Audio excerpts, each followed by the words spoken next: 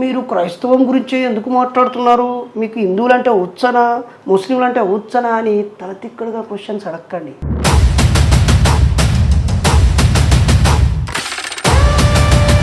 నాకు ఇదే పని, నేను దేవుళ్ళని విమర్శిస్తున్నాను, మీ నమ్మకండి, నాకు డబ్బులు ఇవ్వండి అని అడుక్కునేటోళ్ళే కనిపిస్తున్నానా?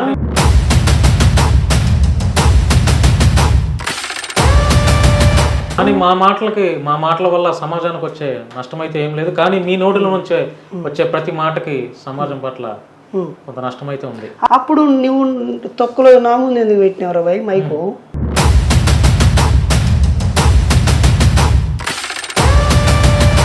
కూటమి ప్రభుత్వంగా ఏర్పడిన ఆ పార్టీలకి అధికారంలోకి రావడం పట్ల మీరు హర్షం వ్యక్తం చేస్తున్నారు, ఒక శుభ సూచకం అంటున్నారు. మరి కానీ వారు ప్రమాణ స్వీకారం చేయకముందే ఆంధ్రాలో దాడులు జరిగి మరొక బీహార్ లాగా ఇక్కడ ఉందని చెప్పి చాలా మంది అంటున్నారు. ఆల్రెడీ మీరు చూసే ఉంటారు, కొన్ని చోట్ల అయితే నానా రకాలుగా ఇబ్బందులు పెట్టి నారా లోకేష్ ఫోటో దగ్గరికి కాళ్ళు మొక్కిచ్చి ఇటువంటి పైశాచిక చర్యలు చేస్తున్నారు. దాని మీద మీ అభిప్రాయం? ఫోటో పెట్టి ఆడ కాళ్ళకాడ మొక్కించడం మంచిది కాదని మీరే అన్నారు. నారా లోకేష్ గారు చేసిన, ఆయన అనుచరులు చేసిన, పవన్ కళ్యాణ్ గారు చేసిన, ఆయన అనుచరులు చేసిన, చివరికి జగన్మోహన్ రెడ్డి గారు చేసిన, ఆయన అనుచరులు చేసిన. అంటే నేను బీహార్ తో పోల్చలేను, కానీ కొత్తగా ఇప్పుడే ప్రభుత్వం వచ్చింది, అప్పుడే ఇది చెత్త పాలన అని అనడం కూడా అవగాహన రూపమే అవుతుంది.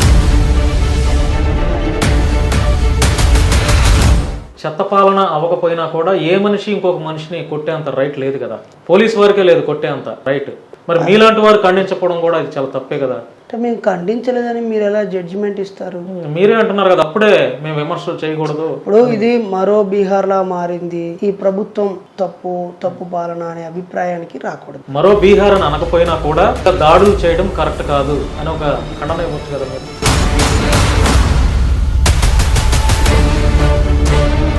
ఇది ఖండించాల్సిందే ఎవరైనా. అది గతంలో జగన్మోహన్ రెడ్డి గారు అలాంటివి ప్రోత్సహించినా ఖండించాల్సిందే, ప్రస్తుతం ఉన్న కూటమి ప్రభుత్వం అలాంటివి ప్రోత్సహించినా ఖండించాల్సిందే.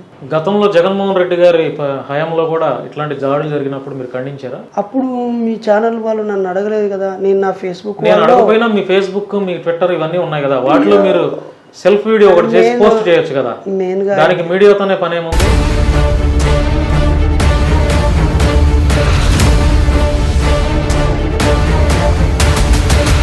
ఈవీఎంలు ట్యాంపరింగ్లు జరిగినాయి, అందుకనే మోడీ మరోసారి ప్రధానమంత్రి అయ్యాడు. ఇక్కడ ఆంధ్రాలో కూడా పెద్ద ఎత్తున ఈవీఎం ట్యాంపరింగ్లు జరిగింది అనేది ఒక ప్రచారం జరుగుతుంది. దాని మీద మీ అభిప్రాయం?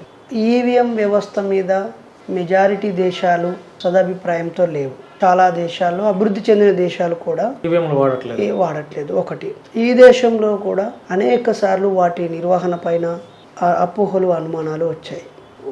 వాటి మీద ప్రజలని చైతన్యం చేయాల్సిన బాధ్యత ప్రభుత్వానిది. అవి ప్రభుత్వాలు చేయాలి.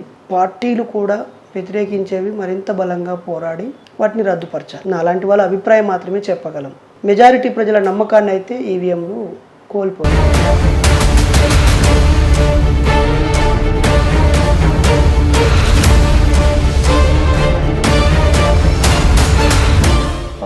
కూటమిలు పరిపాలించబడడం వల్ల అందులో ఏ ఒక్కరు కొంచెం ఏదైనా అంశం పైన భిన్నాభిప్రాయం ఉన్నప్పుడు సరిదిద్దుకునే వెసులుబాటు ఉంటుంది.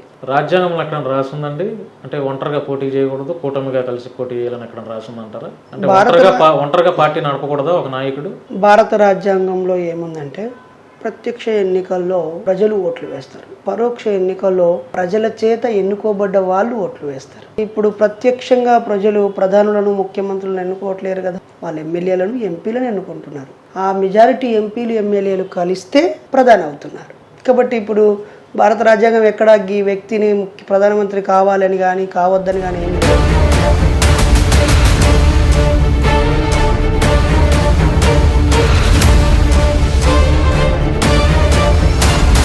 మాట్లాడమే వేస్ట్.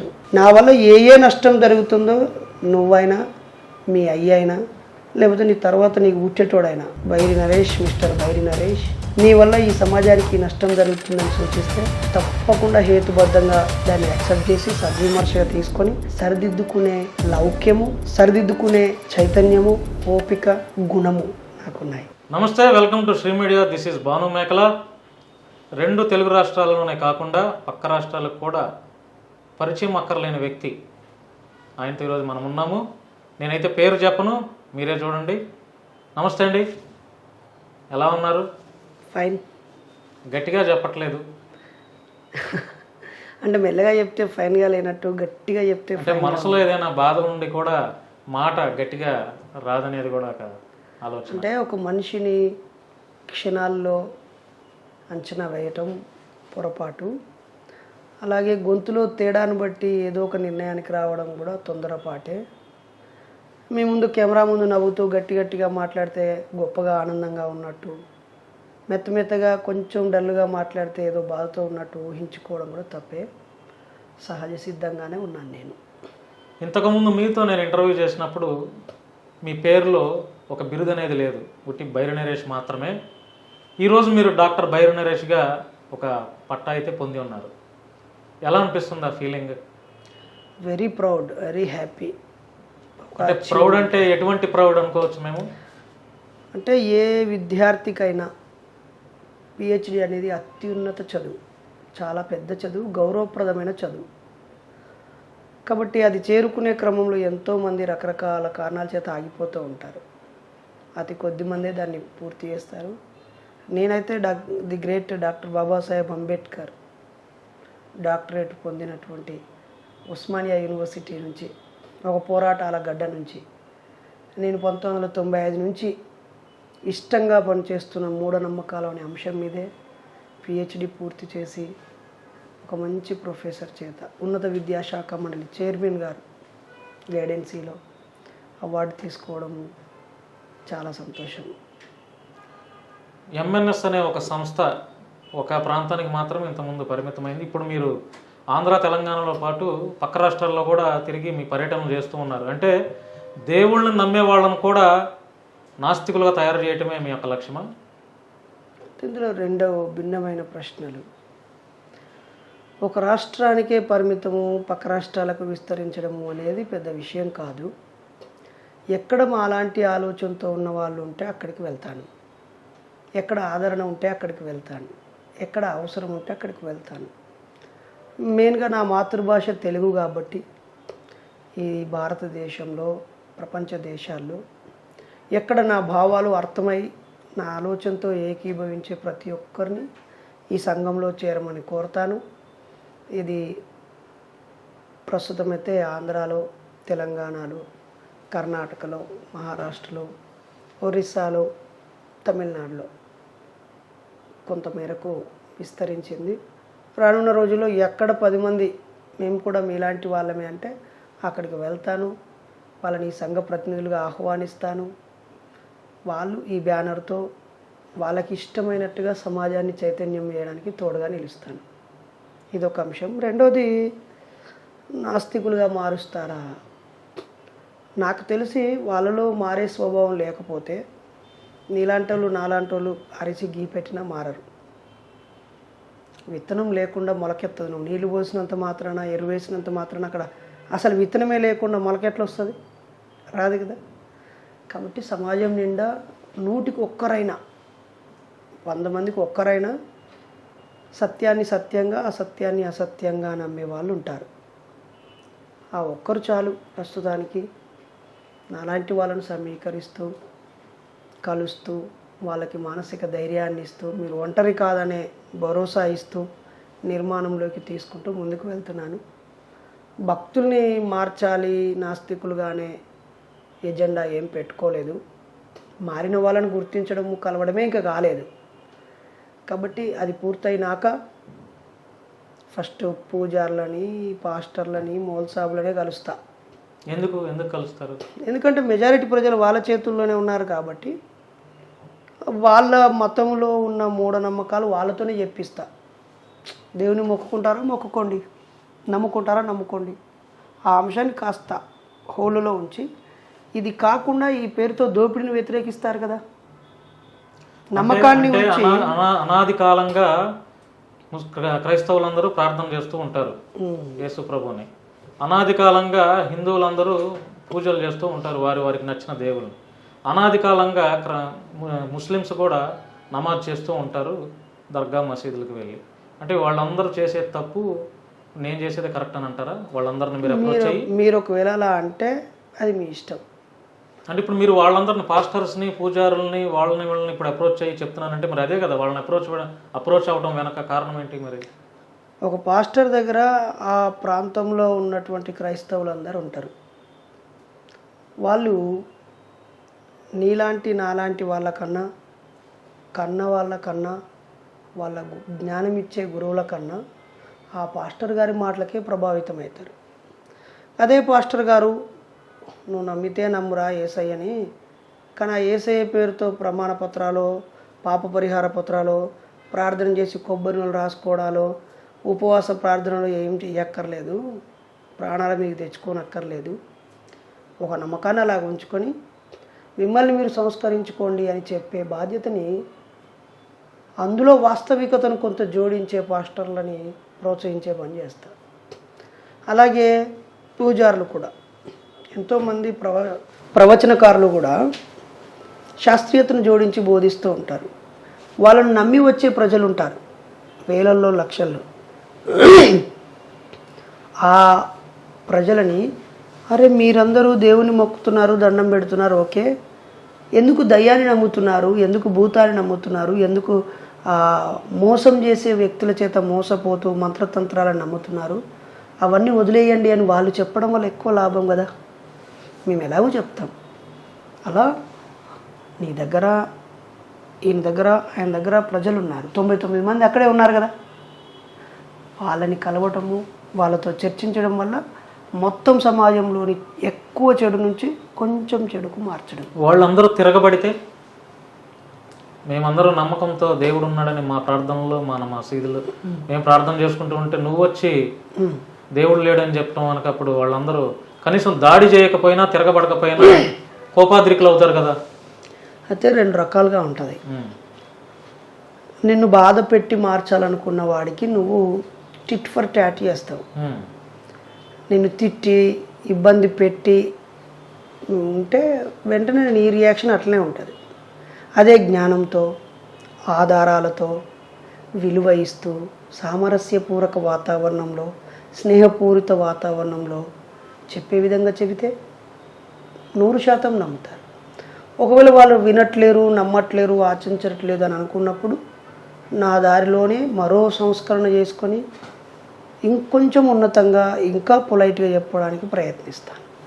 ఒకవేళ అది కాకపోతే 100% అయితే ఉంటారు కదా నాలాంటి వాళ్ళు, వాళ్ళని చైతన్యపరుస్తూ, వాళ్ళని విజ్ఞానదాయకంగా మారుస్తూ, వాళ్ళ జీవితాలని ప్రభావితం చేస్తూ ముందుకు వెళ్తాను. సరిపోద్ది. 2 తెలుగు రాష్ట్రాల్లోకి ఇప్పుడు మీరు బాగా ఫేమస్ అయ్యారు. 2 తెలుగు రాష్ట్రాల్లోనే కాకుండా పక్క రాష్ట్రాల్లో కూడా మీరు విస్తరించున్నారు. మీ పేరు తెలియని వాళ్ళు లేరు. ఈ సందర్భంగా ఎవరికైనా కృతజ్ఞతలు తెలపాలి అనుకుంటే ఎవరికి తెలుపుతారు మీరు?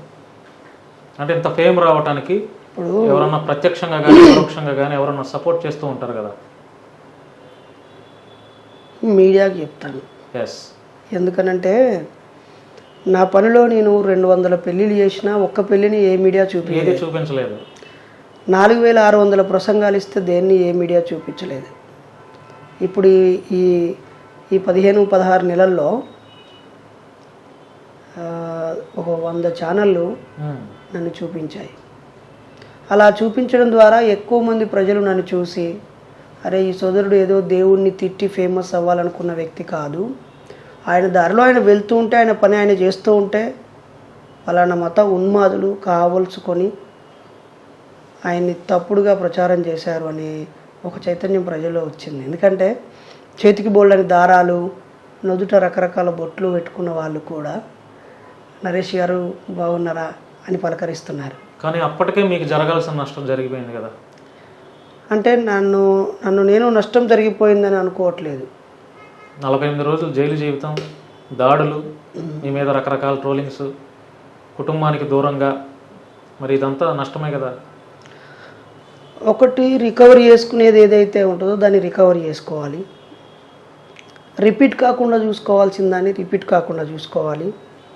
జరిగిన నష్టాన్ని పూడ్చుకోవడానికి మరింత వేగంగా పనిచేస్తే సరిపోతుంది. కరోనా టైంలో ఎవరింట్లో వాళ్ళు బంధించబడలేదా? అందరూ సమాజం అంతా లాక్డౌన్ అయ్యారు కదా. అప్పుడు కుటుంబంతోనే గడుపుతారు కదా. ఇంట్లో ఉన్న 4 గోడల మధ్య ఉన్న చుట్టూ తల్లి ఉంటారు, తండ్రి ఉంటారు, భార్య ఉంటారు, బిడ్డలు ఉంటారు. కానీ మీరు కుటుంబానికి దూరంగా 48 రోజులు జైల్లో ఉన్నారు కదా. అదేం పెద్ద 46 రోజులు అదేం పెద్ద విషయమే కాదు. ఉమ్. ఎందుకనంటే అంతకుముందే నేను సమాజ చైతన్యం కోసం మ్యాజిక్ బాక్స్ పట్టుకొని నెలల తరబడి సమాజంలో ఉండి అమ్మ నాన్నకి భార్య పిల్లలకు దూరంగా ఉండేది. స్టిల్ ఇప్పుడు ఈరోజు ఇది జూన్లో ఉన్నాం 2024. ఇప్పుడు కూడా ఇల్లు విడిచి ప్రయాణంలో ఉన్న రోజులే అనేకం ఉన్నాయి. కాకపోతే బెయిల్ ఇచ్చే కేసుకి ఇవ్వకుండా అడ్డుకోవడము, 15 రోజుల్లో బయటికి రావాల్సిన దాన్ని కుట్రపూరితంగా 46 రోజుల దాకా ఉంచడము, నన్ను మతవాదులతో ముడిపెట్టడము, లేదా దేవులను తిట్టిండు అని ప్రచారం చేయడం చాలా బాధ అనిపిస్తుంది. నేను మీ స్త్రీ మీడియా ద్వారా అడుగుతున్నాను, నేను ఏ దేవుణ్ణి తిట్టాను? మామూలుగా మీరు ఎవడైనా నన్ను తప్పుపట్టేటోడు వ్యక్తులు, మీరు మనుషులైతే మీ ఊర్లోనో మీ ఇంట్లోనో మీ పక్కనో ఎక్కడో ఎవరైనా తిట్టుకోగా చూడండి. ఎవరైనా తిట్టినప్పుడు వినే ఉంటారు.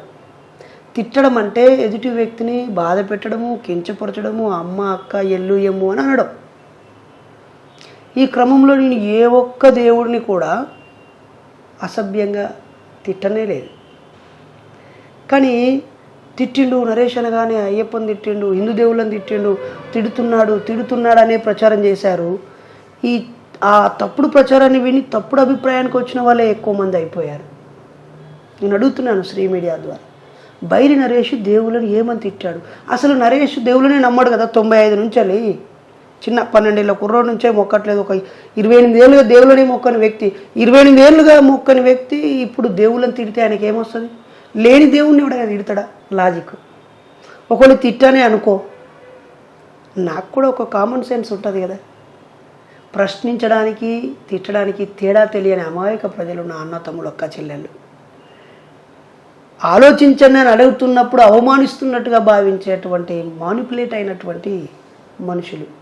అందుకే మీ మీడియాకే థ్యాంక్స్ చెప్తాను. ఎందుకంటే కొంతలో కొంత బైరి నరేష్ అంటే ఎక్కువ చదువుకున్న వ్యక్తి, కొన్ని ఆదర్శ భావాలు ఉన్న వ్యక్తి, తిట్టడం ద్వారా ఫేమస్ అయినోడు కాదు, తిట్టాలనే ఉద్దేశం ఉన్నోడు కాదని కొంత చేశారు. వాళ్ళకి థ్యాంక్స్. ఇంకా కన్నందుకు అమ్మా నాన్నకి, నాకు నచ్చినట్టుగా నన్ను జీవించడానికి తోడుగా ఉంటున్న నా జీవిత భాగస్వామికి, అయ్యప్ప స్వామికి థ్యాంక్స్ చెప్పరా? ఉంటే తప్పకుండా చెప్పేవాడిని. ఎందుకంటే ఆయన తిట్టడం వల్ల కదా ఈరోజు మీరు ఎంత ఫేమస్. ఒకవేళ అయ్యప్ప గారే ఉంటే మొదట ఆయనకే థ్యాంక్స్ చెప్పేవాడిని. లేని దేవుడికి థ్యాంక్స్ చెప్పడం అంటే మనిషిని అవమానించడమే కదా.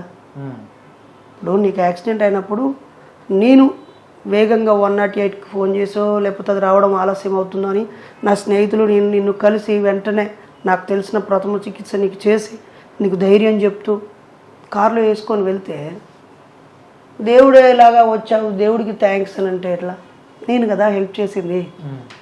హెల్ప్ చేసిన వ్యక్తికి సహాయం థ్యాంక్స్ చెప్పు. ఇప్పుడు మీరు మీడియా ఉన్నారు, మీ కెమెరాలు పెట్టుకొని, మీ కెమెరామెన్లు పెట్టుకొని, మీ ఎడిటర్లు పెట్టుకొని, మీ యాంకర్లను పెట్టుకొని, మీ ఛానల్ పెట్టుకొని, మీ డబ్బులు పెట్టుకొని నేను చెప్పిన మాటల్ని సమాజానికి అందుబాటులో తెస్తున్నారు. కాబట్టి మీ అందరి శ్రమ ఉంది. నేను చెప్పే విషయం ఉన్నప్పటికీ మీ అందరికి థ్యాంక్స్ చెప్పాలి. నేను మీకు అందరికి కాకుండా సంబంధం లేని వ్యక్తికి థ్యాంక్స్ చెప్తే అది అర్థవంతమైంది అవుద్దా? కాబట్టి అయ్యప్ప స్వామి దేవుడికే థ్యాంక్స్ చెప్పాలనుకుంటే ఒకవేళ చెప్పాల్సి వస్తే చెప్తాను కూడా. ఎందుకంటే కాస్తో కూస్తో యువత 40 రోజుల పాటు చెడ్డ అలవాట్లకి దూరంగా ఉంటున్నారంటే ఆ మాలేసుకోవడం వల్లనే. అలాంటి మంచి ఆలోచనల్ని ఇచ్చేటువంటి ఆ పద్ధతులకు నేను థ్యాంక్స్ చెప్తాను. మళ్ళీ అక్కడ కూడా అయ్యప్పకి చెప్పాలనిపించదు నాకు. మీరు నిజంగా అయ్యప్ప భక్తులు అయితే ఇలా పాటించండి అని చెప్పి వాళ్ళను ఆ 41 రోజులో 45 రోజుల్లో సన్మార్గంలో పెట్టే సిస్టమ్ ఉంది కదా, దానికే థ్యాంక్స్ చెప్తాను. మీకు శత్రువులు ఎవరు అంటే ఏం చెప్తారు? 100% అజ్ఞానమే అని చెప్తాను. అజ్ఞానము, దోపిడీ, పీడన, అమాయకత్వము, మోసం చేయడము, మోసపోవటం, అవన్నీ నాకు శత్రువులు. అదే నేనైతే మీకు శత్రువులు ఎవరు అంటే ఏం చెప్తానంటే, ఒక హిందూ కులస్తులు, హిందూ మతవాదులు మాత్రమే మీకు శత్రువులు అంటాను. అయ్యో మరి అట్లంటే నేను హిందువుని కాదా, నాకేమైనా సర్టిఫికేట్ ఇప్పిస్తావా? అంటే మీరు క్రైస్తవులను కూడా ఎక్కడ విమర్శించట్లేదు, క్రైస్తవ దేవుడిని ఎక్కడ విమర్శించట్లేదు, అదేవిధంగా ముస్లిం సంబంధించినటువంటి వారి దేవుడిని కూడా ఎక్కడ విమర్శించట్లేదు కదా. ఓన్లీ మీరు భారతదేశంలో ఉన్నటువంటి హిందూ మతవాదుల్ని, హిందూయిజానికి సంబంధించిన దేవుళ్ళు మాత్రం క్రిటిసైజ్ ఈ మధ్య నేను 26 పెళ్ళిళ్ళు చేశాను, కులాంతర మతాంతర పెళ్ళిళ్ళు. నేను పాపులర్ అయ్యాను, మీరే పాపులర్ చేశారు. పరిచయం అక్కర్లేని వ్యక్తి అని మీరు ఇంట్రడక్షన్లో చెప్పారు కదా. ఈ 26 పెళ్ళిళ్ళలో ఎన్ని పెళ్ళిళ్ళని మీ శ్రీ మీడియా ఛానల్ టెలికాస్ట్ చేసింది చెప్పండి. భానుమేఖల తెలియదు కదా మీరు పెళ్లి చేస్తున్నట్టు. మీకు తెలియదు, ఇప్పుడు నేను మీకు తెలియజేస్తాను, ఓకేనా? మీరు ఏం వేస్తారో చూస్తాను. ఒక అంశం ఇది పక్కన పెడదాం. అట్లనే నేను కేవలం ఒకే మతాన్ని గురించి ప్రశ్నిస్తున్నాను అని మీరు వక్రీకరించకండి. ఒకటి రెండోది, మీరు వాళ్ళని విమర్శించట్లేదు అనేటువంటి దెప్పి పొడుచుడు నాకు అక్కర్లేదు. ఒకరి మీద ప్రేమ లేదు, ఇంకొకరి మీద నాకు ద్వేషము లేదు. నాకు అలానే హిందూ సోదరులందరినీ ప్రశ్నిస్తూ అవమానిస్తూ కూర్చోనే పనికిమాలిన వ్యక్తిని కూడా కాదు నేను. నా ప్రయాణంలో చాలా పనులు ఉన్నాయి మిత్రమా. సమాజంలో నాకు తెలిసిన విషయాలను చెప్పాల్సిన బాధ్యత ఉంది. నాలాంటి వాళ్ళకు నేను అండగా నిలవాల్సిన బాధ్యత ఉంది. నా తర్వాత తరానికి మార్గం చూపాల్సిన బాధ్యత ఉంది. నా ముందు తరం వాళ్ళ స్ఫూర్తిని తర్వాత తరానికి అందించాల్సిన బాధ్యత ఉంది. ఇవన్నీ ఇడిసిపెట్టుకొని హిందువులు నా శత్రువులు అని నేను భావించే మూర్ఖుడిని కాదు. ఒకవేళ నువ్వు అలా అనుకుంటే నీకు నువ్వు హిందువులని నాకు శత్రువులను చేయాలనే కుట్రదారుడుగా నేను భావిస్తాను. నేను మాకేం అవసరం, మేము చేయాల్సినంత అవసరం మాకేముందండి.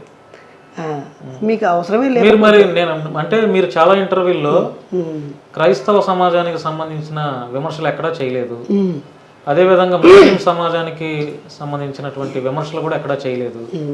ఎక్కువగా మీ మాట బంగ్లాదేశ్ వాళ్ళని ఎంతమందిని ఇంటర్వ్యూ చేశారు? చేయలేదండి. మంగోలియా వాళ్ళని చేయలేదు, బెలూచిస్తాన్ వాళ్ళని, పెరు, చిలీ దేశస్తులు.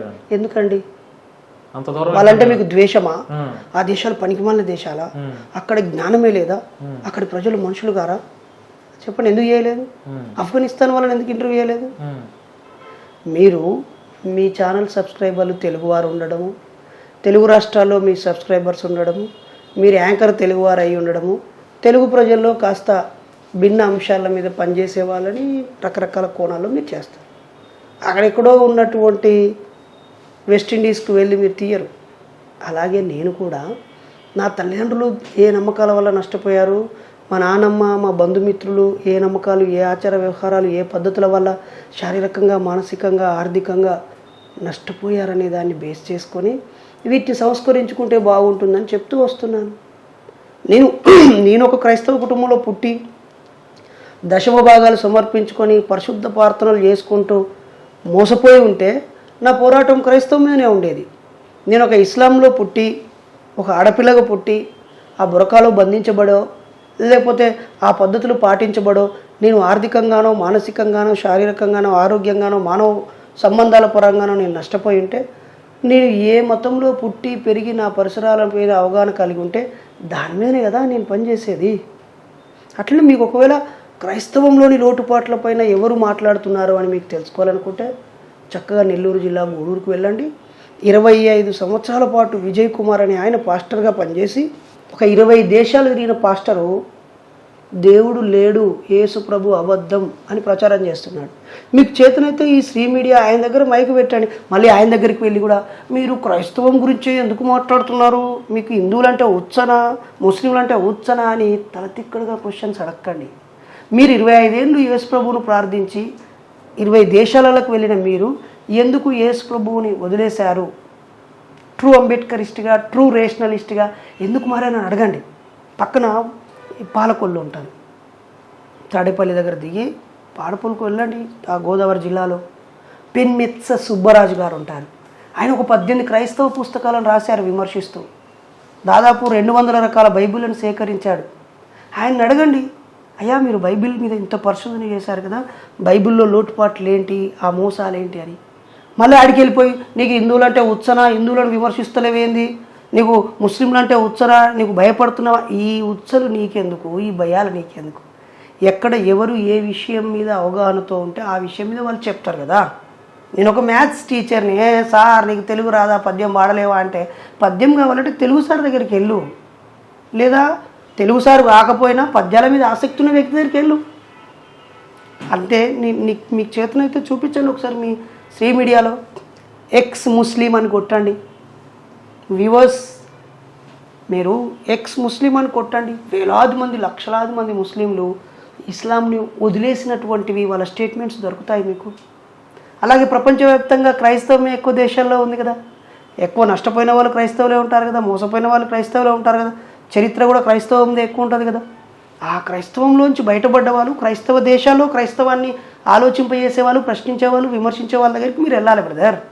బయట నరేసే మూడు మాట్లాడలేదు లేదా మూడింటి మీద బయట నరేసి మాట్లాడట్లేదనే ఆ ఆలోచనే అవగాహన రాహిత్యం. మీరు ఎప్పుడు బ్లాక్ షర్ట్లో ఉంటారు, ఈరోజు బ్లూ షర్ట్ ఎందుకు వేసుకున్నారు? అమ్మా ఇదేం కోసరా భయ్, ఎప్పుడు బ్లాక్ షర్ట్ ఉంటాం అనేది ఒక క్వశ్చన్, రొటీన్ తొక్కలో క్వశ్చన్ వేస్తూ ఉంటారు జర్నలిస్టులు. ఈరోజు హాయిగా బ్లూ షర్ట్లో ఉన్నాను.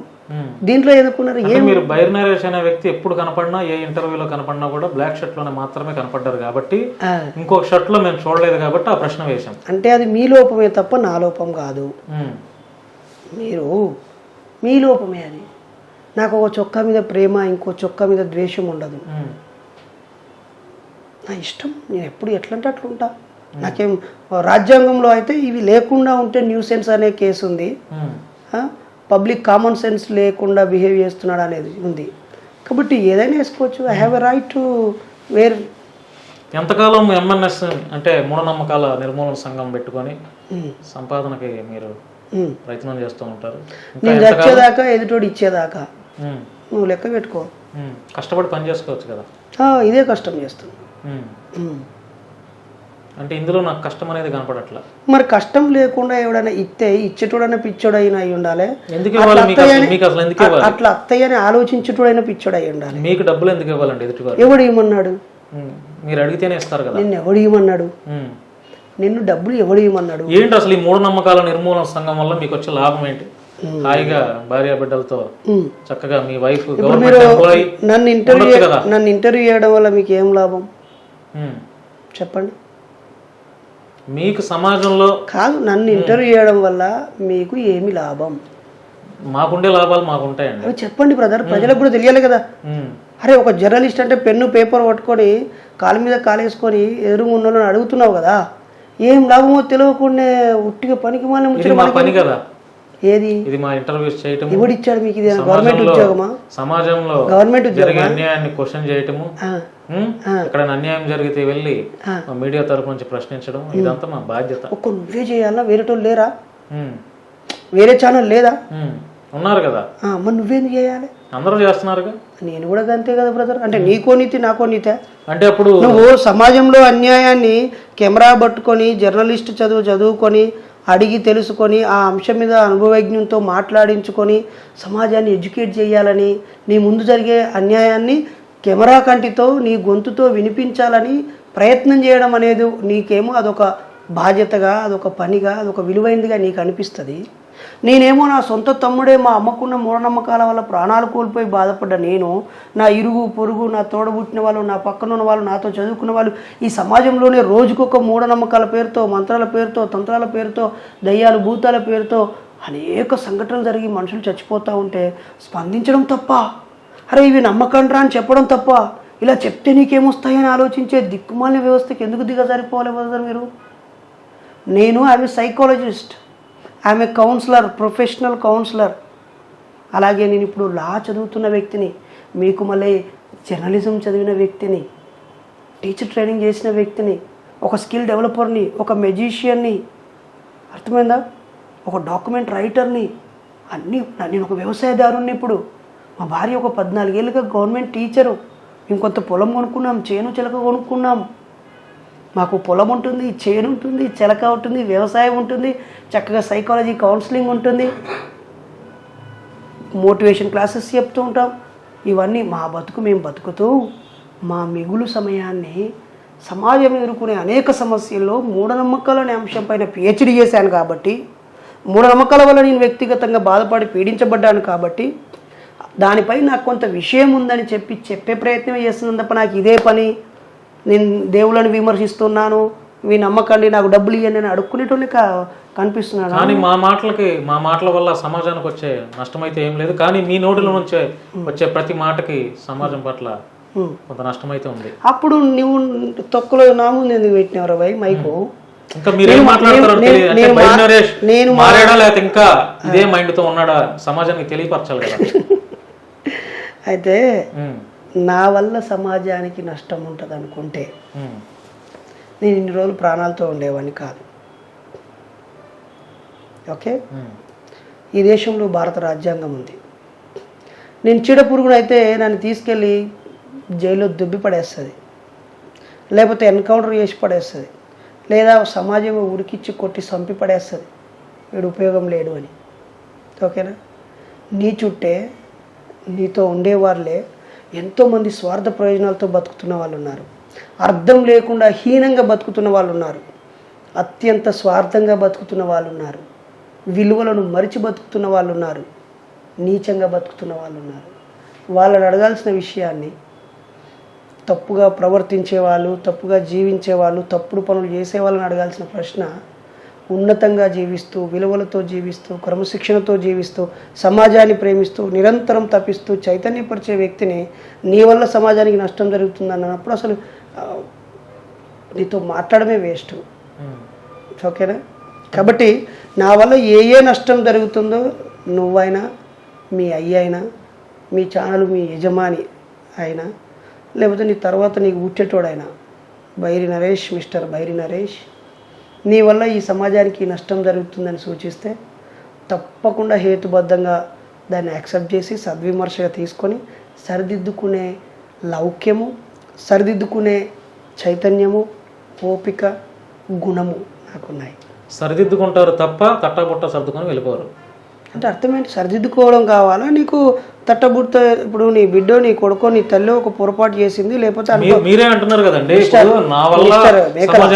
మిస్టర్ మేకల భానుగారు, మీ ఆవిడని మెన్షన్ చేసినాను అనుకోకుండా ఇక చిన్న పొరపాటు జరిగింది, ఒక గ్లాస్ టీ నీకు ఇస్తామంటే పడిపోయింది, మనం చంపేస్తావా?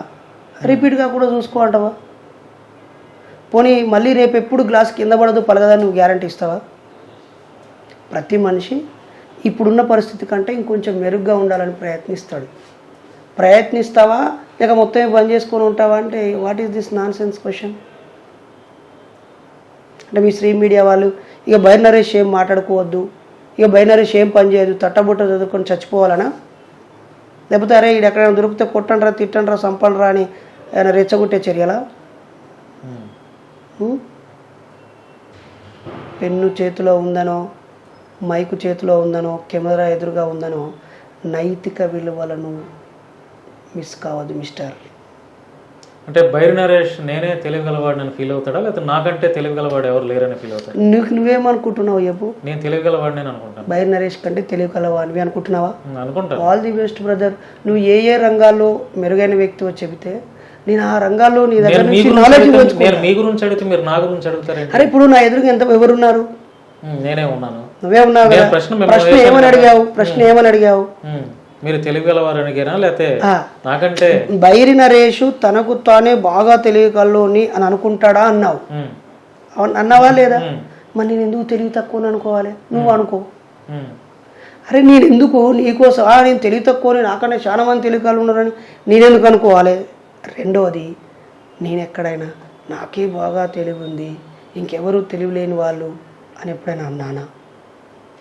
నేనే మొదటి పిహెచ్డి కాదు కదా, నాకంటే ఎక్కువ చదువుకున్న వాళ్ళు ఉన్నారు కదా, నాకంటే ఎక్కువ పనిచేసిన వాళ్ళు ఉన్నారు కదా, నాకంటే ఎక్కువ వయసు వాళ్ళు ఉన్నారు కదా, నాకంటే బాగా ప్రసంగించిన వాళ్ళు ఉన్నారు కదా, అనేక భాషల్లో మాట్లాడే వాళ్ళు ఉన్నారు కదా. ఏ రకంగా నేను అనుకుంటాను బ్రదర్? నోటికి ఒక్కరు లేరు నాలాంటి వాళ్ళు. సమాజంలో ఏదైనా అన్యాయం జరిగినా నేను గొంతెత్తుతాననేది మీ యొక్క నినాదం అంటారా? ఏమో అన్ని నువ్వే అంటున్నావు. మరి నేనైతే మూఢనమ్మకాల మీద పనిచేస్తున్నా, చేద్దామని అనుకుంటున్నా, తట్టబుట్ట చదువుకోమని అంటున్నావు. దీన్ని కూడా సద్విమర్శగా తీసుకుంటా. అన్ని ఛానల్ కూడా అరే బాబు తట్టబుట్ట చదువుకోరా అంటే ఈ తట్టని ఇంకోటి ఎత్తుకున్నప్పుడు నేను బుట్ట చదువుకొని పంట. ఆంధ్రాలో కూటమి ప్రభుత్వం ఇప్పుడు అధికారంలోకి వచ్చింది. చాలామంది అంటే పొలిటికల్గా అనాలిసిస్ చేసేవాళ్ళే కానీ ఇంకా చాలామంది పక్క రాష్ట్రాల్లో అనలిస్టులుగా ఉన్న వాళ్ళు కూడా ఆంధ్రాలోనే కాదు దేశం మొత్తం మీద ఈవీఎంలు ట్యాంపరింగ్లు జరిగినాయి, అందుకనే మోడీ మరోసారి ప్రధానమంత్రి అయ్యాడు, ఇక్కడ ఆంధ్రాలో కూడా పెద్ద ఎత్తున ఈవీఎం ట్యాంపరింగ్లు జరిగింది అనేది ఒక ప్రచారం జరుగుతుంది. దాని మీద మీ అభిప్రాయం? అంటే ఇది నాకు రిలవెంట్ కాదు, కానీ సమకాలీన సమాజానికి రిలవెంట్ ప్రశ్న. ఒకటి, ఈవీఎం వ్యవస్థ మీద మెజారిటీ దేశాలు సదాభిప్రాయంతో లేవు. చాలా దేశాల్లో, అభివృద్ధి చెందిన దేశాలు కూడా ఈవీఎంలు వాడట్లేదు. ఒకటి, ఈ దేశంలో కూడా అనేక సార్లు వాటి నిర్వహణ పైన అపోహలు, అనుమానాలు వచ్చాయి. వాటి మీద ప్రజలని చైతన్యం చేయాల్సిన బాధ్యత ప్రభుత్వానిది, అవి ప్రభుత్వాలు చేయాలి. తర్వాత పార్టీలు కూడా వ్యతిరేకించేవి మరింత బలంగా పోరాడి వాటిని రద్దుపరచాలి.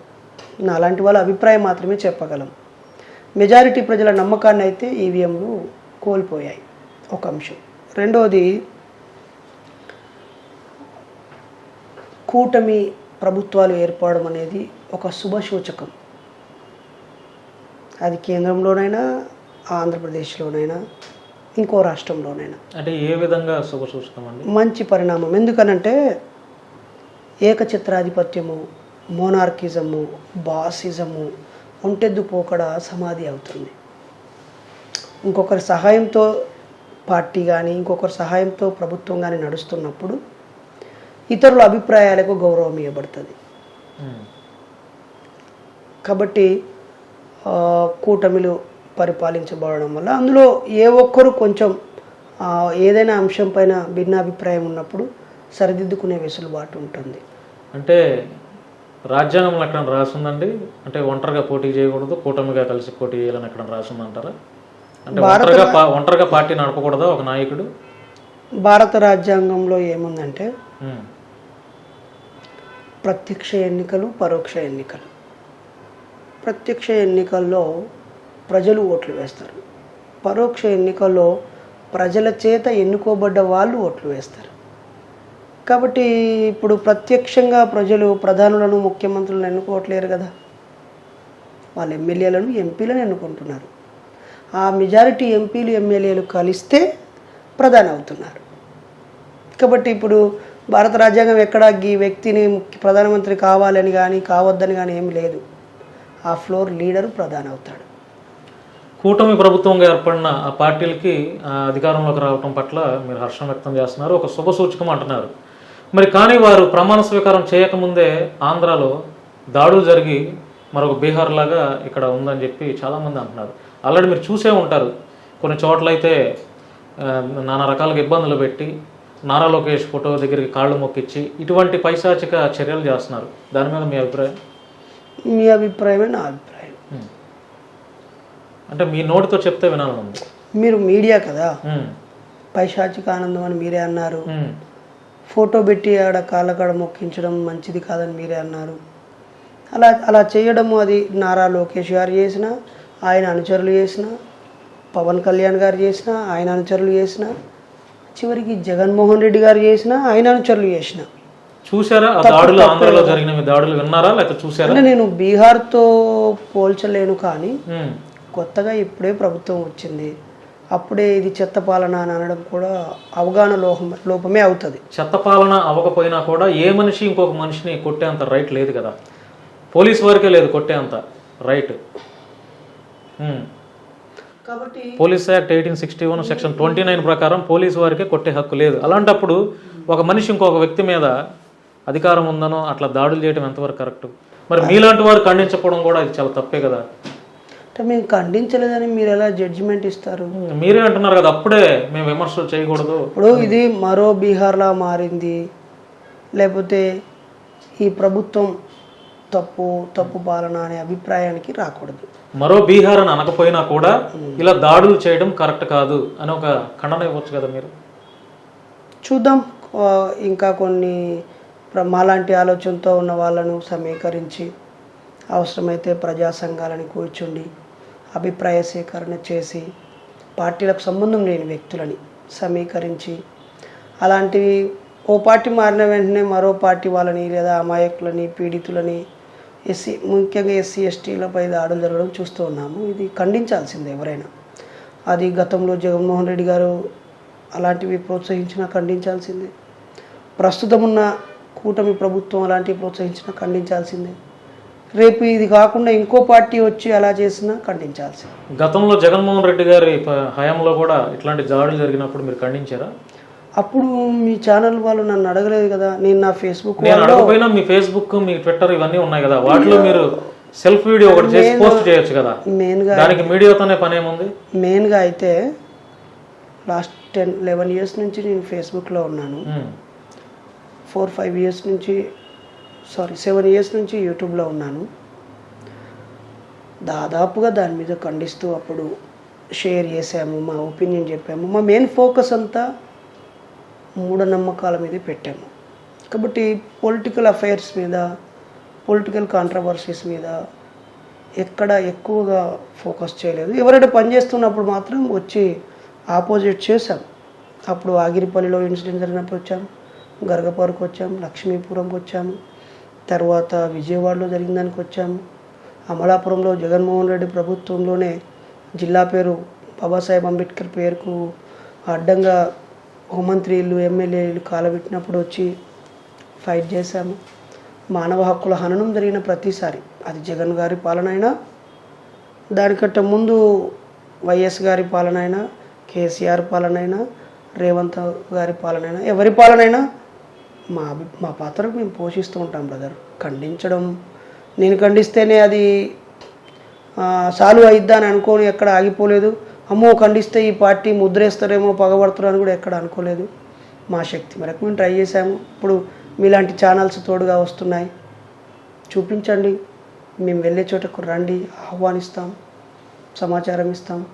మరింత మీరే ఎందుకు ఖండన ఇవ్వలేదు అని ఎందుకు అడుగుతున్నామంటే, చాలా మంది రాష్ట్రంలో 5 కోట్ల మంది ఉండగా 5 కోట్ల మంది అడగంది ఒక బైరి నరేష్ మాత్రమే ఎందుకు ఖండించలేదు అన్యాయం జరిగినప్పుడు అని అడుగుతున్నామంటే, బైరి నరేష్ అనే వ్యక్తి ఎక్కడ అన్యాయం జరిగినా పీడిత బాధిత వర్గాలకి నేను ఉన్నానని చెప్పి ఆయన ఎన్నో మీడియా ఛానల్లో స్వయంగా మీరే చెప్పారు. కాబట్టి మిమ్మల్ని ఆ క్వశ్చన్ అడిగాం. జగన్మోహన్ రెడ్డి పాలనలో రాష్ట్ర వ్యాప్తంగా 2 తెలుగు రాష్ట్రాల్లో సంచలనమైనటువంటి 2 విషయాలు ఉన్నాయి, అవేంటి చెప్పండి బ్రదర్. మీరే ఒకవైపు మీరు మాట్లాడడం వల్ల ప్రజలు ఉద్రేకానికి గురవుతున్నారు అని మీరే మాట్లాడతారు. ఇంకోవైపు మీరే ఈ అంశం మీద మీలాంటి పాపులారిటీ ఉన్న వ్యక్తులు తప్పకుండా స్పందించాలి అని మీరే అంటారు. ఇక్కడ మీ మాటకి చిన్న అడ్డు వస్తున్నానండి. అంటే ఎక్కడైనా సరే అన్యాయం జరిగే విషయాల మీద 5 కోట్ల మంది దాని మీద ఖండించవచ్చు, అంతేగాని దేవుడు లేడు అనే వాటి దాని మీద మీరు మాట్లాడితేనే అది కాంట్రవర్సీ అవుతుంది. నేను ఇప్పుడే అడిగిన జగన్మోహన్ రెడ్డి పాలనలో 2 విషయాలు 2 తెలుగు రాష్ట్రాల్లో సంచలనమైనవి అని చెప్పి. ఒకటి డాక్టర్ సుబ్రహ్మణ్యం ఇష్యూ, తర్వాత driver doctor Sudhakar, driver Subrahmanyam. ఈ 2 విషయాలు మీ అందరికీ తెలుసు కదా. ఇలాంటి వాటిల్లో బైరి నరేష్ ఖండన ఎందుకు ఇవ్వకూడదు? అంటే కామన్ మ్యాన్స్ ప్రతి ఒక్కళ్ళు అది తప్పే అని అంటారు కదా.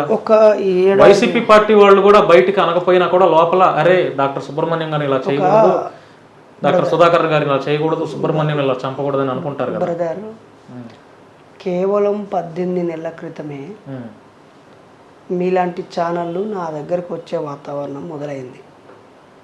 ఓకేనా? 2022 డిసెంబర్లో. నేను 2023 మార్చి ఫిబ్రవరి కాలంలో మీకు అందుబాటులోకి వచ్చాను. అంటే 15 నెలలు అవుతుంది అంతే. మీరు అడిగిన ఇన్సిడెంట్లు 4-5 సంవత్సరాలవి. ఓకేనా? అప్పుడు నేను మీకు మీ దృష్టికి రాలేదు, ఇంత పాపులర్ కాదు. ఓకేనా? ఈరోజు కూడా విజయవాడలో ఒక ఆయన ఇల్లు ధ్వంసం చేశారు, నిన్న ఒక ఆవిడ మీద దాడి చేశారు. 4వ తేదీ కౌంటింగ్ జరుగుతుంటేనే పలనాడులో ఒక 100 ఇండ్ల పైన కొండూరే అక్కడ ధ్వంసం చేశారు. ఈరోజు వచ్చింది న్యూస్, మంత్రాల పేరుతో లేదా చేతబడి చేశారని చెప్పి మేము లోపల ఆమెకు క్షుద్ర పూజలు చేస్తాను, మీరు బయటనే ఉండండి అని చెప్పి లోపల తీసుకెళ్ళి అత్యాచారం చేశాడు ఒకడు. కాబట్టి పొలిటికల్ రిలేటెడ్ టాపిక్స్ మీద పార్టీలు, అధికార పార్టీలు, ప్రతిపక్ష పార్టీలు, ఆశావాహులు, మీలాంటి క్రియేటివ్ జర్నలిస్టులు ఎన్నో ఛానళ్ళు చూపిస్తూనే ఉంటాయి. కానీ ఆ అమ్మాయిని అత్యాచారం చేసిన చోట ఫ్యాక్ట్ ఫైండింగ్ చేయటము, కేసు కట్టించడము, న్యాయం చేపించడం జరగాలి కదా. కాబట్టి మాలాంటి వాళ్ళము పలానా అంశం మీద 1000 మంది మాట్లాడుతున్నప్పుడు నరేష్ కూడా తప్పకుండా మాట్లాడాలని అనుకోవడంలో ఆశ ఉంది, కానీ అత్యవసరం లేదు. కాబట్టి నా ముందు అవసరము, అత్యవసరం ఉన్నప్పుడు నేను అత్యవసరం వైపు వెళ్తాను. నేను చేయాల్సిన పనిని లేదా ఆల్రెడీ ఇతరులు సమర్థవంతంగా చేస్తున్న పనికి నేను అక్కడ చేయాల్సిన అవసరం లేదనుకున్నప్పుడు నేను చేయాల్సిన పని వైపే నేను వెళ్తాను. మీరు కూడా అలాగే ఉండండి. అందరూ చూపించే రొటీన్ అంశాల మీదే మీరు కూడా పరిగెడుతూ ఉండక్కర్లేదు. గ్రౌండ్కి వెళ్ళండి. ఇంకా ఈ కళ్ళు మూసుకుపోయిన కులంతో, మతంతో, రాజకీయాలతో, డబ్బుతో కళ్ళు మూసుకుపోయిన మీడియాని మీరు గుడ్డిగా అనుకరించకుండా కళ్ళు తెరిపించడం కోసం ప్రయత్నించండి. ఓకేనా?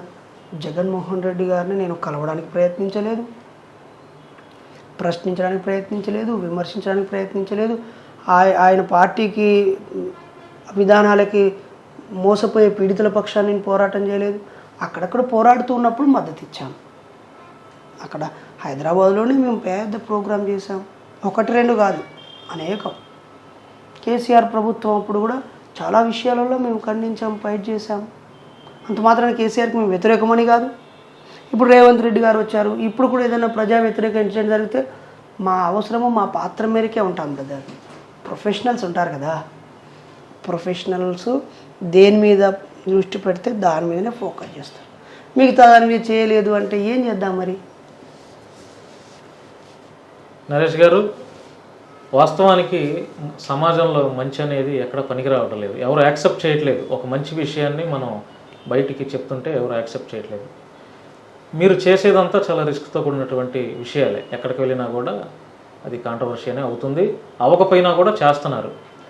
మనకెందుకు? మనకు ఫ్యామిలీ ఉంది, మనకి కొన్ని బాధ్యతలు ఉన్నాయి, మనకి పిల్లలు ఉన్నారు, వాళ్ళని చదివించాలి, తల్లిదండ్రులు ఉన్నారు.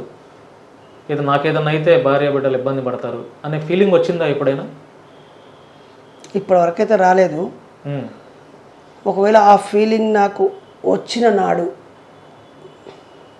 ఖచ్చితంగా నేను బ్రతికి ఉన్నాను, చచ్చిపోవడంతో సమానం. ఎందుకనంటే సమాజాన్ని ప్రేమించడము, ఇష్టపడము, సమస్యల మీద స్పందించడము, లేదా స్పందించి పనిచేసే వాళ్ళను అభినందించి తోడుగా నిలవడం అనేది నా నరనరన ఇంజెక్ట్ చేసుకున్నాను. అలాగే మా అమ్మ నాన్న అంటే ఇష్టము, భార్య పిల్లలు అంటే ఇష్టము. వాళ్ళకు నేను వాళ్ళకు ఎంతవరకు చేయగలను అంతే చేస్తున్నాను, చేయాల్సినంత చేయట్లేదు. సమాజానికి కూడా నేను చేయాల్సినంత కూడా చేయట్లేదు. మీలాంటి ఎంతోమంది తోడవుతే ఇంకెక్కువ చేయగలను. అయితే నాకెందుకులే అని అనుకుంటే పెద్ద డైలాగులు ఏం కాదు, కానీ అందరూ అలా అనుకుంటున్నప్పుడు కొందరన్నా అలా అనుకోకుండా ఉండాలి కదా. ఆ కొందరిలో మీరు ఒకళ్ళు అంటారు అంతే. జైలులో ఉన్నప్పుడు కూడా మీకు ఇటువంటి ఆలోచన కలగలేదా? 48 రోజులు జైల్లో ఉన్నప్పుడు కనీసం అంటే అప్పుడున్న పరిస్థితులను బట్టి మీ భార్య బిడ్డలను కూడా విజిట్ చేయడానికి కూడా అవకాశం లేదని మీరు చాలాసార్లు చెప్పారు. ఆ టైంలో కొంత ఎమోషన్స్కి మనం కనెక్ట్ అవుతూ ఉంటాం. భార్య బిడ్డలను కనీసం చూసుకోలేని పరిస్థితుల్లో ఉన్నాను అని చెప్పి ఆ టైంలో ఎలా ఫీల్ అయ్యారు మీరు? అంటే జైలు మొదటి 16-17 రోజులు సింగిల్ సెల్లో వేశారు. ఎదుటి వాళ్ళు కనిపించకుండా, డార్క్ రూమ్ లాంటిదా? అంటే లైట్ ఉంటుంది కానీ మనుషులే కనిపించరు. ఒక రకంగా దాన్ని డార్క్ రూమే అనాలి, అండా సెల్ అనే అనాలి. ఆ తర్వాత నేను ఫైట్ చేయడము, కేసు వేయడంతో నాకు మధ్యాహ్నం పూట లేదా ఉదయం ఎండకు ఉండే అవకాశం ఇచ్చారు. తర్వాత మా మిస్సెస్ హైకోర్టుకు వెళ్ళడము, మళ్ళీ ఫైట్ చేయడంతో కొన్ని రిస్ట్రిక్షన్స్తో కొద్దిసేపు బయట తిరగడానికి అలాంటి ఛాయిస్ ఇచ్చారు. ఎప్పుడైతే నాకు పుస్తకాలు నా చేతికి వచ్చాయో అప్పుడు ఒంటరితనం పోయింది.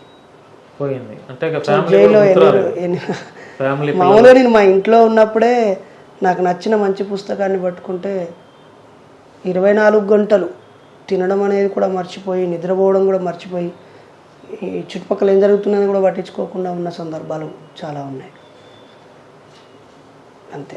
ఎన్ని పుస్తకాలు చదివారు సుమారుగా జైలులో మీరు? అంటే నేను అలా ఏం రాసుకోలేదు. గౌరవ కేసీఆర్ గారు 70-80 వేలు చదివినా అని, పవన్ కళ్యాణ్ గారు కొన్ని వేల పుస్తకాలు చదివానని అప్పుడప్పుడు చెప్తూ ఉంటే వింటూ ఉంటాము. నేనైతే నా ఇంట్లో ఒక 3000 పుస్తకాలు సేకరించి పెట్టుకున్నాను. దాంట్లో సందర్భాన్ని బట్టి చదువుతాను. ఇప్పుడు ఒక పుస్తకం ఉందనుకో, దానిలో ఉన్న టైటిల్స్, ఇంపార్టెన్సు, రిఫరెన్సు, స్టాండర్డ్స్ కోసమే ఎక్కువ ఉంటాయి. దాదాపు 1500-1600 పుస్తకాల వరకు చదివి ఉంటాయి. 15-16 పుస్తకాలు? 100. 1500-1600 పుస్తకాలు. ఇది జైలులో? లేదు, జైల్లో కాదు. జైల్లో 24 పుస్తకాలే చదివాను. ఏమేమి పుస్తకాలు చదివారు జైల్లో? మెయిన్గా అందులో అజేయుడు చదివాను, తర్వాత టామ్ మామ ఇల్లు చదివాను, స్పార్టకస్ చదివాను, తర్వాత చార్వాక దర్శనం చదివాను, ఇండియన్ పీనల్ కోడ్ బుక్ ఒకటి, ఏషియన్ లా బుక్ హౌస్ వాళ్ళది, అది చదివాను. తర్వాత my collected works of Periyar అని వీరమణి గారు రాసింది చదివాను. భగత్ సింగ్ది నేను ఎందుకు నాస్తికునయ్యా అనేది ఒకటి చదివాను. తర్వాత దేవుడు ఎక్కడా అని రవీంద్ర గారు రాసింది చదివాను. తర్వాత చాలా అంటే ఇవి చదివాను కాబట్టి చెప్పాను. మిగతావి కొన్ని లైట్గా అలా చూసినవి కూడా 20-30 పుస్తకాలు ఉన్నాయి. నాకు చివరి 10 రోజులు లైబ్రరీ యాక్సెస్ ఇచ్చారు. మిగతావి మా మిస్సెస్ తెచ్చి ఇచ్చింది. శ్రీశ్రీ గారి మహాప్రస్థానం ఇచ్చారు. తర్వాత గులాంగిరి పుస్తకాన్ని మరోసారి చదివాను. అలా సార్, నా ఫైనల్ క్వశ్చన్, ప్రపంచ చరిత్ర అని ఒక బుక్ చదివాను. నా ఫైనల్ క్వశ్చన్, బీజేపీ మరోసారి అధికారంలోకి వచ్చింది. నరేంద్ర మోడీ గారు ప్రమాణ స్వీకారం చేశారు ప్రధానమంత్రిగా. రాబోయే రోజుల్లో మీకు బీజేపీ నుంచి ముప్పు ఉండదనే నమ్మకం ఏమైనా ఉందా? అంటే కేంద్ర ప్రభుత్వం ఎవరున్నారు, రాష్ట్ర ప్రభుత్వం ఎవరున్నారు, ప్రధానులు, ముఖ్యమంత్రులు ఎవరున్నారు అనే దానికంటే నేను ఇతరులను గాయపరచకుండా ఉన్నంతకాలం నన్ను ఎవరు ఏమనరు అనుకుంటున్నాను. నేను రాజ్యాంగాన్ని గౌరవిస్తున్నంత కాలం నాకు పోలీసులు, చట్టం తోడుగా ఉంటుంది అనుకుంటున్నాను. అయినా ఆకతాయి చర్యలు, కవ్వింపు చర్యలు, కక్ష సాధింపు చర్యలు చేసే ప్రయత్నాలు చేస్తే వాళ్ళు నా ప్రేమతో, నా మంచితనంతో, అలాగే నాలాంటి వాళ్ళను నేను కూడగట్టడంతోనే జయిస్తాను. అది బుద్ధుడు చేశాడు, పూలే చేశాడు, పెరియార్ రామస్వామి చేశాడు, బాబాసాహెబ్ అంబేద్కర్ చేశాడు, మన చుట్టూ ఉన్న ఎంతోమంది చేశారు. ఒక మనిషి చిన్న అమ్మాయిని రేప్ చేసిన వాడు కూడా జైలుకు వెళ్ళొచ్చిన తర్వాత వాడిని కూడా క్షమిస్తూ యాక్సెప్ట్ చేస్తుంది సమాజం. తోటి మనుషులని క్రూరాతి క్రూరంగా ముక్కలుగా నరికి జైలుకు వెళ్ళొచ్చిన వ్యక్తిని కూడా సమాజం యాక్సెప్ట్ చేస్తుంది. అలాగే మన రక్తం పంచుకొని పుట్టిన వాళ్ళు కన్న భార్యనో, కట్టుకున్న భార్యనో, కన్న పిల్లలో జుగుత్సాకరమైన విషయాలు చేసినా కూడా కాలం గాయాన్ని మానిపించి నడిపిస్తుంది కదా. ఆ క్రమంలో నేను కూడా అంతే. నేనేం అతీతుని కాదు కదా, ముందుకు వెళ్తూ ఉంటా, మార్చుకుంటా ఉంటా. భయపడట్లా అంటే భయపడాలని కోరుకుంటావా? అయితే నేను ఇట్లా భయపడగానే హ్యాపీ అవుతానంటే అమ్మో భయం అవుతుంది అంటాను. లేదా ఏంటి బ్రదర్ అని అంటే ఇది బలుపు, అహంకారం అనుకుంటే నేనేం చేయాలి? రాబోయే రోజుల్లో ఎటువంటి ప్రమాదం వచ్చినా కూడా నేను భయపడను అనేది మీ యొక్క, నాకు రాజ్యాంగం రక్షణగా ఉంది అనేటువంటి ఒక ధైర్యం ఉంది బ్రదర్. అలాగే నా రక్షణకు నాకు ఒక గన్ను లైసెన్స్ ఇవ్వడము, తర్వాత నా రక్షణలో నేను ఉండటము, అలాగే నేను కూడా కొంత మారాను, నాలో ఆవేశం పోయింది.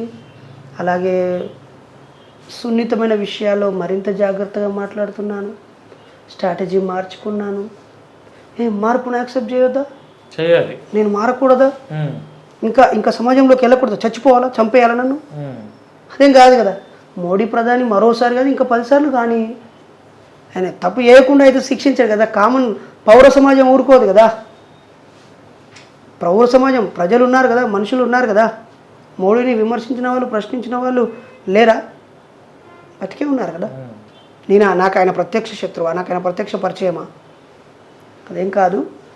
కాకపోతే రానున్న రోజుల్లో ఇంకా మతం ఆధారంగా పాలన సాగితే మనందరం వ్యతిరేకించాల్సిందే. వాళ్ళు ఉమ్మడిగా అధికారంలోకి వచ్చారు కాబట్టి ఆల్రెడీ 420 అంటూ పూర్తి మెజారిటీ అంటూ మాట్లాడితే ప్రజలు తిరస్కరించారనే భావన వాళ్ళకు వచ్చింది. అలాగే 15-20 మంది ఎంపీలు ఉన్న పార్టీల మద్దతు కూడా కావాలి అనే ఒక దానికి వెనకకేయడం వచ్చింది. ఇవన్నీ పరిణామాలే కదా, ప్రజలు కదా గొప్పోళ్ళు. కాబట్టి తిరిగి మోడీ ప్రధాని వచ్చినా ఏ ప్రధాని వచ్చినా ప్రజల బతుకుల్లో వెలుగులు నింపితే వాళ్ళు కొనియాడతారు, మళ్ళీ మళ్ళీ ఓట్లు వేస్తారు. అలా చేయకపోతే ఎంత పెద్ద వ్యక్తినైనా సింగిల్ డిజిట్కి ఇప్పుడు 11 సీట్లే వచ్చాయని చూసాము కేసీఆర్ గారికి, బీఆర్ఎస్ పార్టీకి. కాబట్టి ఇదంతా ప్రజలకు సంబంధించింది. ఆ ప్రజలను చైతన్యపరిచే మాలాంటి వాళ్ళ వెనకాల మేము మంచిగా ఉన్నంతకాలం మాకే భయం లేదనేది ఫీల్ అవుతున్నాను.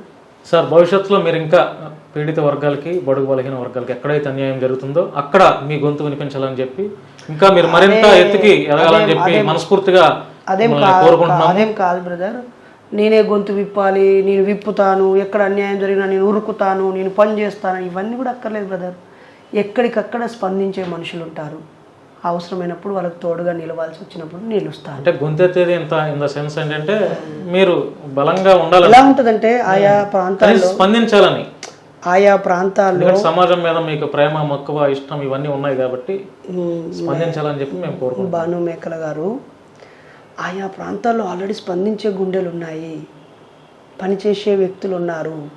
వాళ్ళ దగ్గరికి మీలాంటి ఛానల్ పోక పదే పదే చూపియక వాళ్ళు పనిచేయలేరేమో, అక్కడ ఎవరు స్పందించేటోళ్ళు లేరేమో అని అనుకుంటాను.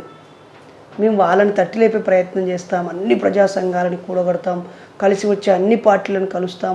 ఎప్పుడు ఏ పార్టీ అధికారంలో ఉన్నా ఆ పార్టీ లోటుపాట్లను కూడా సున్నితంగా చట్టబద్ధంగా చూపించే ఒక ప్రజా వేదికను ఏర్పాటు చేయడంలో నాదైన పాత్ర పోషిస్తాను. కలిసిపోతాను, కలుపుకుపోతాను, అందరితో మంచి సమాజం కోసం నా వంతు పాత్ర పోషిస్తాను. నేనే పోషిస్తానని కూడా లేదు. ఓకేనా సార్? థ్యాంక్ యూ అండి, థ్యాంక్ యూ. చూశారు కదా, చాలా కాలం తర్వాత మన శ్రీ మీడియాలో డాక్టర్ బైరి నరేష్ గారితో కొన్ని విషయాలు మాట్లాడించాము. Thank you so much.